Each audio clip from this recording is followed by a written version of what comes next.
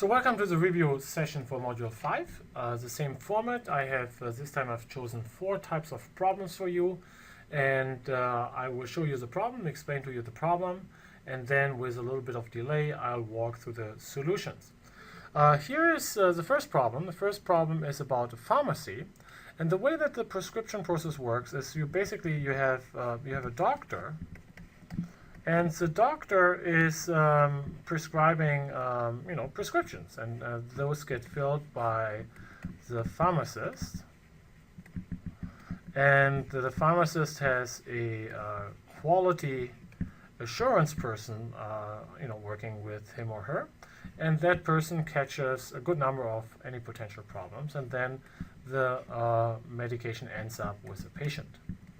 Now the problem, though, as you can see in the question, the problem is that the doctor makes a certain percentage of errors, 2%, and the pharmacist makes some errors, though most of them actually get caught by the QA person, the quality assurance person, and so basically they get fixed, and you can think of that as a rework loop. And then finally, even the patient is able to recognize some of the defects. And so the question here is, first, what is the likelihood that the patient is presented with the wrong medication? And then finally, what is the question what's the likelihood that the patient ends up actually taking a medication that is not right for him or her? Take some time, put me on pause, and then give it a shot yourself, and then look at my solution. All right, the way that you want to think about this is it's really probability theory, and it starts, I think it's helpful to just start with the doctor here. So the doctor basically can make a mistake, which happens with a 2% probability, or make things correctly, which happens with a 98% probability. Now, if the doctor makes a mistake, really the pharmacist doesn't really matter, and it's a 50-50 shot between the adverse outcome that the patient gets the wrong medication, and the outcome that basically the problem is fixed by the patient. Now, for the 98% cases that the doctor makes the right decision, it's left to the pharmacist now to mess up, if you wish.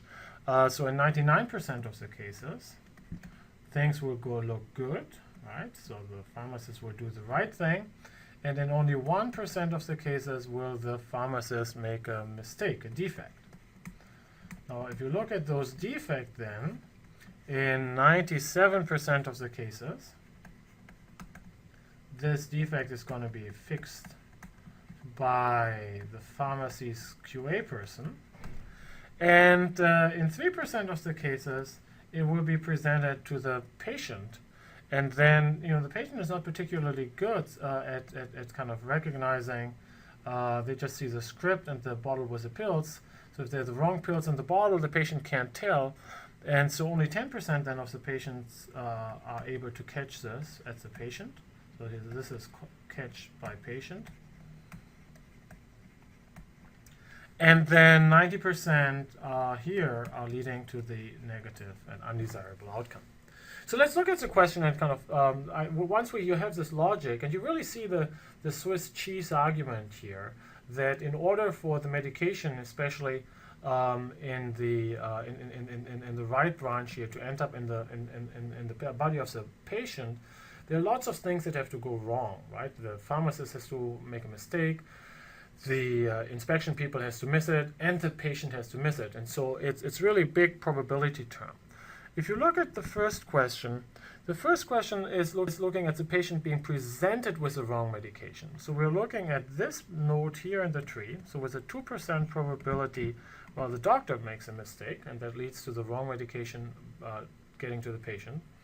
And then, we're looking at this case, independent of whether the patient catches it or not, with a probability of 0.98 times 0.01, the probability of the pharmacist making a mistake, times 0.03, the probability that the QA person doesn't catch it.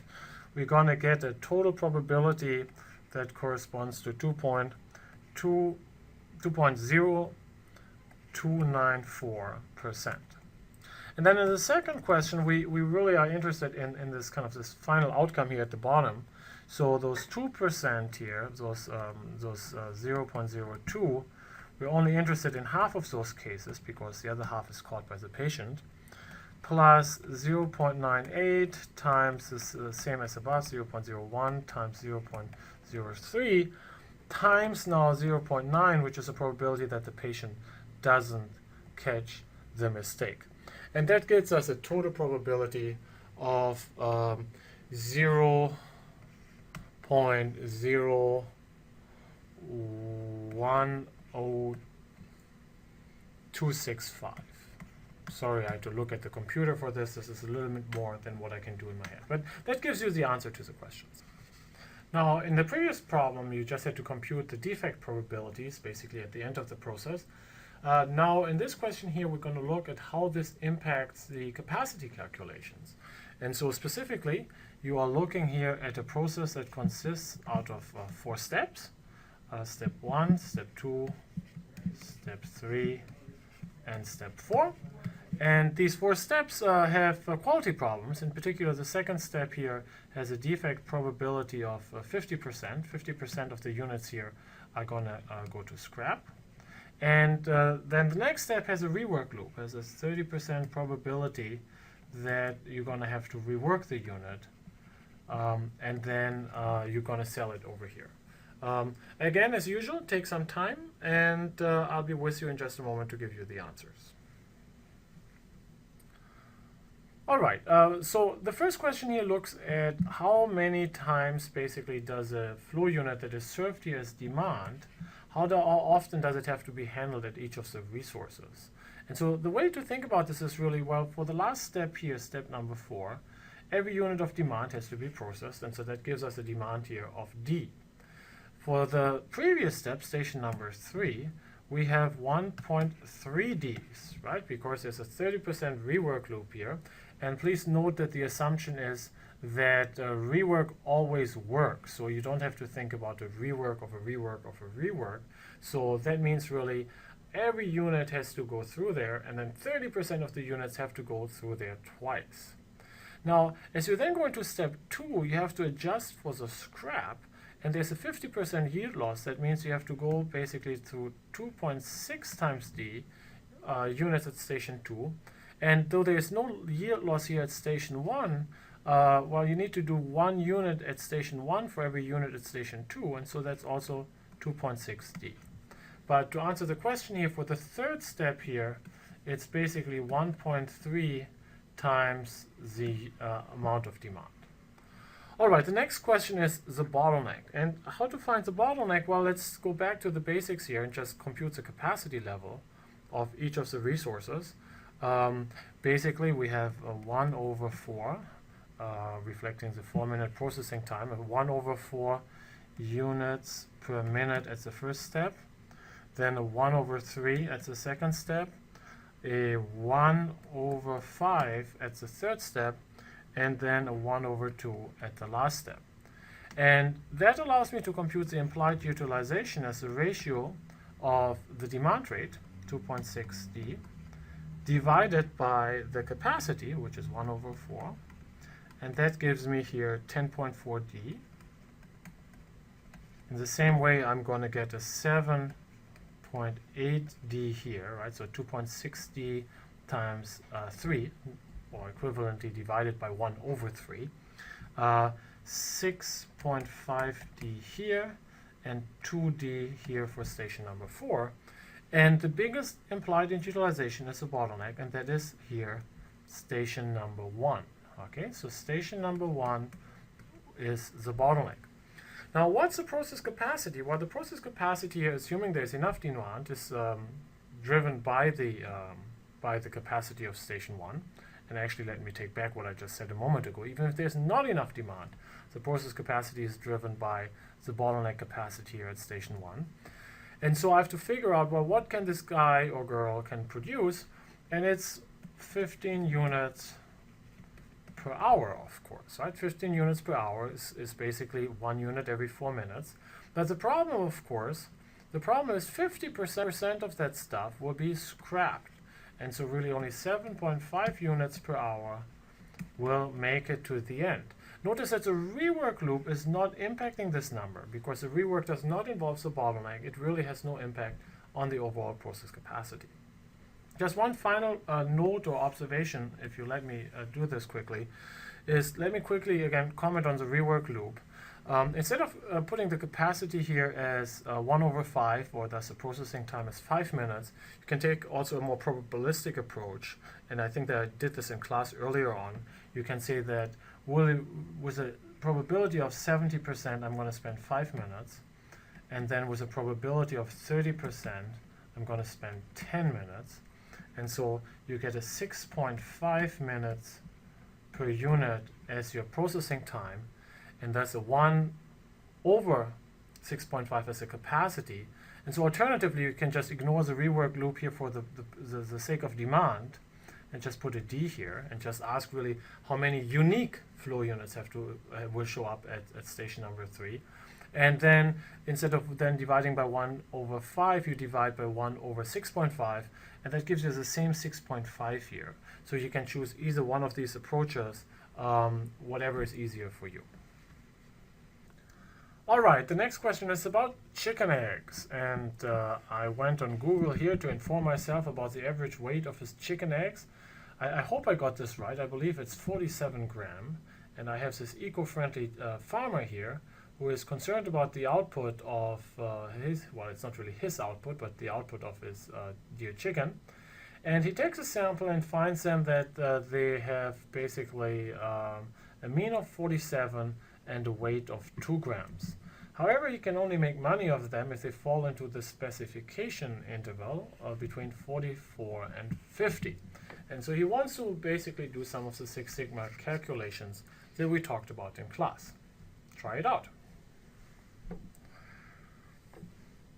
All right, the first one is relatively easy, I would argue, right? The first one is a capability score. And remember, this capability score looks at the upper specification limit minus a lower specification limit, which is 44, divided by 6 times the standard deviation. And so in this case here, that is simply 6 divided by 6 times 2, which is 0.5. Now that is a relatively low capability score. If you just go back through the slide that we discussed in class, you notice that you're somewhere between a 1 sigma and a 2 sigma process. And so this corresponds now to a bunch of defects. And that's what the second question is about. So what percentage of the eggs fall within the specification limits provided by the local distributor? So for that, I have to leave my PowerPoint quickly and jump into Excel. And so what I want to find out is really, I want to find out from the normal distribution, the specification limit, the upper specification limit is at 50, right? And so I have a distribution, a normal distribution with 47 mean and a 2 standard deviation. And I'm looking at the cumulative normal here. And so I have basically 93.3% of the eggs are below 50 grams. And so 1 minus that probability here gives me the probability that this egg is going to be too heavy. So 6% of the cases.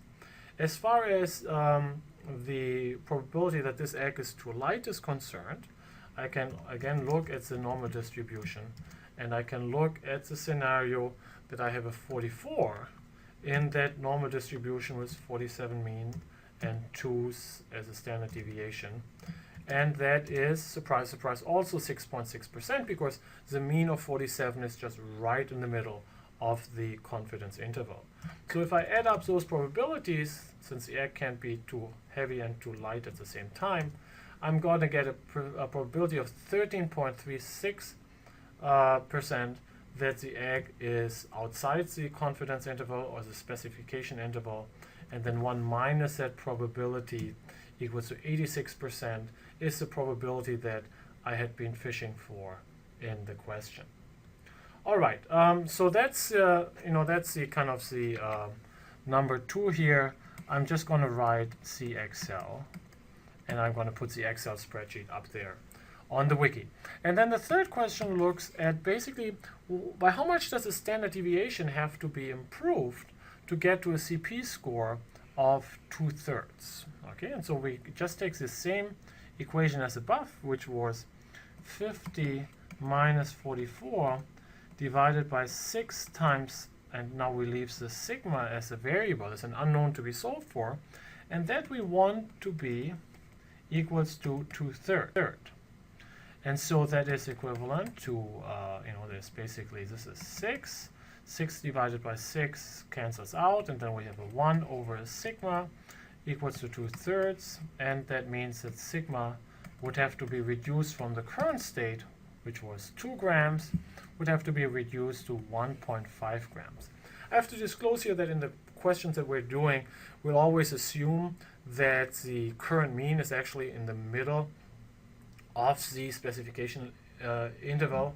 It gets a little trickier otherwise, but I'm sure you can figure it out in Excel, and I'll promise to not test you on the exam with that special nasty type of question. All right, my last question is a very creative one. It's a word matching problem in the context of the Toyota production system. And the way this works is I've provided you here with 7 descriptions of managerial practices in operations. And I have 7 Japanese terms here below. And what I want you to do is I want you to go ahead and read these statements and match them to the Japanese words. Go ahead.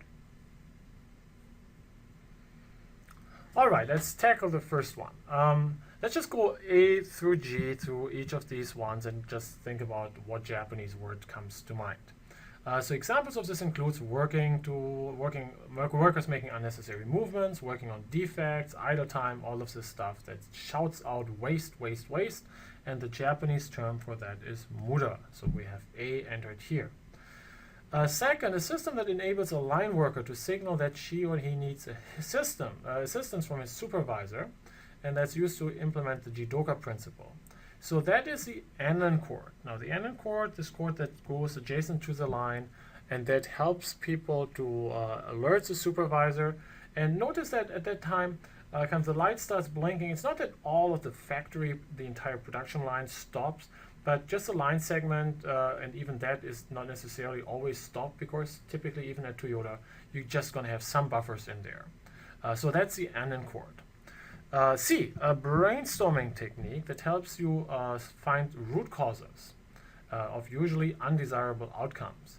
That is a fishbone diagram, right? Also known as the Ishikawa diagram. And please don't think that Ishikawa stands for fish in Japanese, but I think that's just named by the inventor. So I really have to disclose that I speak absolutely no Japanese. I'm sorry for that. Then part D. Workers at Toyota make suggestions to process improvement. It's not just management that comes up with these suggestions, and that is the classic Kaizen process. Kaizen, the process of continuous improvement. How do you control the amount of work in process inventory? That is an easy one, especially since we're running out of options here, and that looks like Kanban. Number F, or letter F. If a plant uses this technique, the adjacent cars on the line would be mixed models. So different colors, sunroof, no sunroof, things like that. You would be producing to demand. That was a mixed model production principle that we talked about in the variety module, and that's the idea of heijunka.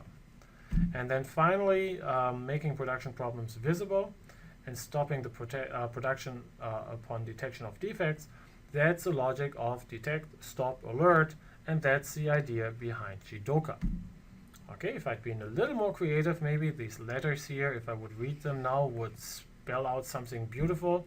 Sorry, they are just what they are here, but that at least concludes this review session.